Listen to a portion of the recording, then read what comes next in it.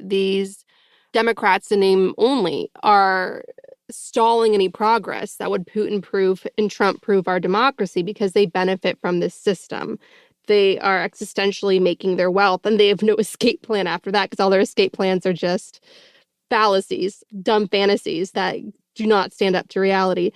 And so if you look at the moderates, for instance, the ones who are going to be vulnerable in the dark money campaign of the midterms, they love the parliamentarian. They're hiding behind her. They don't want to have their names associated with any type of immigration reform, especially when Fox News is exploiting all those images of the Haitians on our border and so forth. And not only that, they hide behind the gloss of good governance and bipartisanship, when really the bipartisanship of so many of these Democrats in name only moderates, so-called moderates, is the bipartisanship that they do greatly contribute to is taking from the same trough as their Republican colleagues.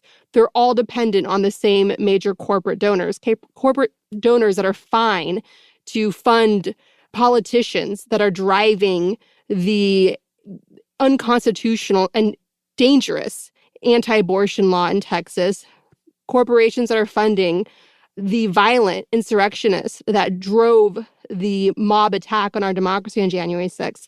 You have these so-called moderate Democrats in name only, dinos, who are taking from those same corporate coffers. And so they're happy hiding behind the parliamentarians' so-called rulings, which are not rulings, they're recommendations, because then they don't have to disappoint their corporate donors. They don't have to make themselves vulnerable to dark money ads going into the midterms and so forth. So the Senate parliamentarian is very much doing favors to the traitors on both sides of the aisle in the U.S. Senate.